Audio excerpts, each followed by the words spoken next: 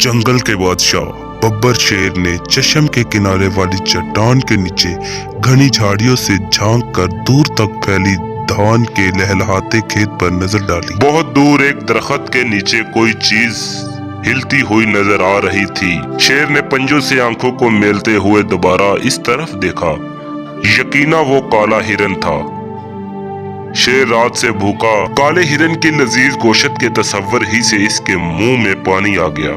एक माहिर शिकारी की मानंद झाड़ियों की आड़ लेते हुए इसने हिरन की तरफ कदम बढ़ाए। दूसरी तरफ बांसों के झंड में एक चीता भी हिरन पर नजर जमाए हुए था। भूख से इसके पेट में भी चूहे दौड़ रहे थे।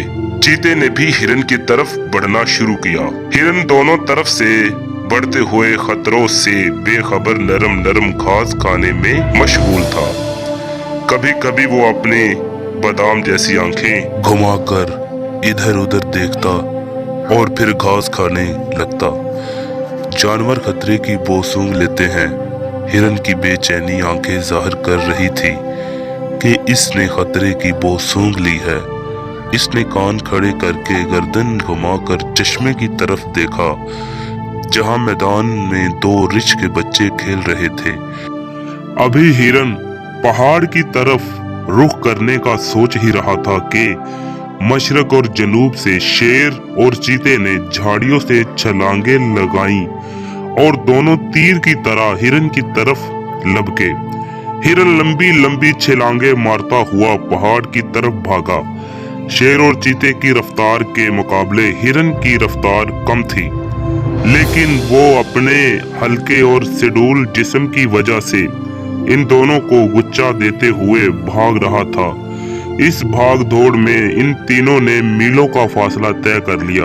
आखिरकार हिरन एक चट्टान पर चढ़ गया जो इतनी ऊंची थी कि इस पर शेर और चीता नहीं चढ़ सकते थे। शेर और चीता चट्टान के नीचे जबानें निकाले हाँफ रहे थे और हिरन को ललचाई नजरों से देख रहे थे। जब सांसें दुरुस्त हुई तो शेर ने कहा, ये मेरा शिकार है, पहले मैंने ताका था। चीते ने गुस्से से जवाब दिया, आप जंगल के बादशाह जरूर है, लेकिन ये जंगल है, इंसानों की दुनिया नहीं के बादशाह जो चाहे करे। जानवर अपने हकूक की हिफाजत करना खूब जानते हैं। ये मेरा शिकार है। शेर दहाड़ा, इंसान हो के जानवर, जिसकी लाठी इसकी भैंस का कानून हर जगह चलता है, मैं तुमसे ज्यादा ताकतवर हूँ। शेर और चीते की तकरार सुनकर हिरन ने इत्मीनान का सांस लिया और कहा, मेरे मोहतरम बादशाहो, मेरी खुश नसीबी होगी कि मैं आप जैसे शाही खानदान के अफराद की गजा बनूं। पहले आप दोनों तय कर ले कि आप में से कौन मेरा लजीज गोश्त नोश फरमाएगा। शेर और चीता दोबारा तकरार करने लगे। इसी दौरान इधर से गधे का गुजर हुआ तो हिरन ने झट से मशवरा दिया, मेरे ख्याल से आप दोनों इस सिलसिले में गधे साहब से मशवरा ले लें, क्योंकि मशवरा देने के लिए अक्लमंद होना जरूरी नहीं है। शेर ने कहा, मुझे मंजूर है। वक्त पड़ने पर गधे को भी बाप बनाना पड़ता है। चीते ने गधे को हुक्म दिया, गधे के बच्चे इधर आ। गधा पहले तो डरा कि कहीं ये दोनों इसे ही हड़प ना कर लें, फिर डरते डरते दांत निकालता हुआ इनके करीब आया और जब इसने पूरा किस्सा सुना तो खुशी से मशवरा दिया, हाँ तो शेर साहब, आपका दावा है कि आपने हिरन पर पहले नजर बद डाली, जबकि चीते साहब का दावा है कि हिरन को देखकर पहले इनकी राल टपकी।